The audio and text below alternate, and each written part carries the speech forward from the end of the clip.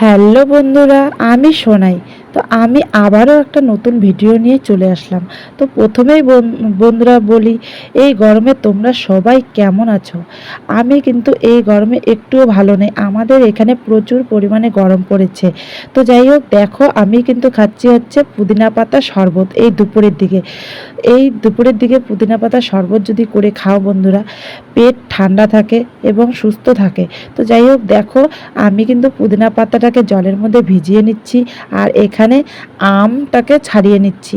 কেননা আমটা তেমনভাবেও বড় হয়নি, একদমই ছোট আম, কচি আম।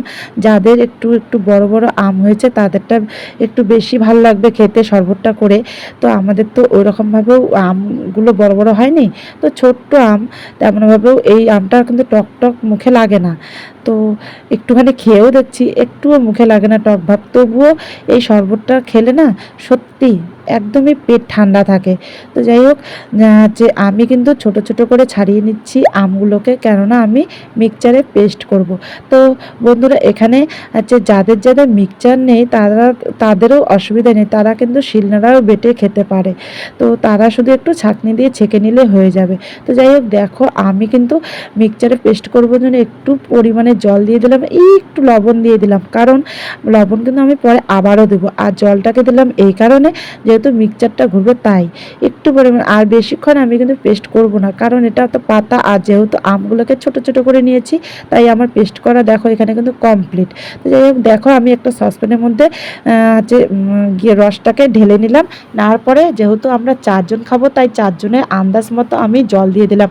তো যাদের যাদের ফ্রিজ আছে বন্ধুরা, তারা কিন্তু অবশ্যই ফ্রিজের জলটাই দিও, কারণ ফ্রিজের জলটা দিলে বেশি ভালো লাগে খেতে। তো দেখো এখানে কিন্তু আমার ফ্রিজ নেই তাই আমি নর্মাল জলেই দিয়ে দিলাম। তো এখানে দেখো আমি যেহেতু 4 জন খাবো তাই 4 জনের পরিমাণ মতো আমি জল দিয়ে দিচ্ছি। তারপরে দেওয়ার পরে আমি পরিমাণ মতো একটু লবণও দিয়ে দিলাম, কারণ এই লবণটা কিন্তু আমি তখন দিইনি, একটুখানি দিয়েছি সামান্য মতো।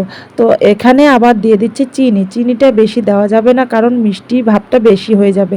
তাই পরিমাণ মতো চিনি দিও যারা যারা খাবে, নয়তো মিষ্টি ভাবটা বেশি লাগলে টক ভাবটা লাগবে না, তখন খেতে ভালো লাগবে না। তো যাই হোক, এখানে কিন্তু আমি একটুখানি গোলমরিচের গুঁড়োও দিয়ে দিচ্ছি, কারণ গোলমরিচের গুঁড়োটা মুখে তেমনভাবে ঝাল ঝাল লাগে না। তো যারা যেটুকু দিতে পারো তারা সেটুকুই দিবে, অসুবিধা নেই। কেউ কেউ আছে যে আবার জলজিরাগুলোও দেয়, জলজিরা যদি দোকানে থাকে ওটাও দেয়। তো আমি এখানে দেখো লেবুটাকে কেটে নিয়েছি, তো লেবুটাকে রস করে একটু দিয়ে দিচ্ছি। তো দেওয়ার পরে দেখো আমি যেহেতু চিনিটা গলাতে হবে, তাই চিনি আর লবণটাকে গলানোর জন্য আমি হাতা দিয়ে অনেকক্ষণ নেড়ে নেড়ে নিচ্ছি। তারপরে নেওয়ার পরে দেখো আমার যেহেতু ছাড়ানো হয়ে গেছে, আমি 4 জন খাবো তাই 4 জনের গ্লাসে ঢেলে নিচ্ছি। তো বন্ধুরা, এই যদি পুদিনা পাতা শরবত করে খাও, এই দুপুরের দিকে করে খাবে, পেট একদমই ঠান্ডা থাকবে। তো দেখো আমি আমার ছেলেকে ফার্স্ট টাইম দিলাম, বলে কি খুব সুন্দর হয়েছে। তো তারপরে আমার মাসি খেলো, তারপরে বোন খেলো। তো যদি ভিডিওটা ভালো লেগে থাকে তাহলে লাইক, কমেন্ট, শেয়ার এবং সাবস্ক্রাইব করে দিও। টাটা।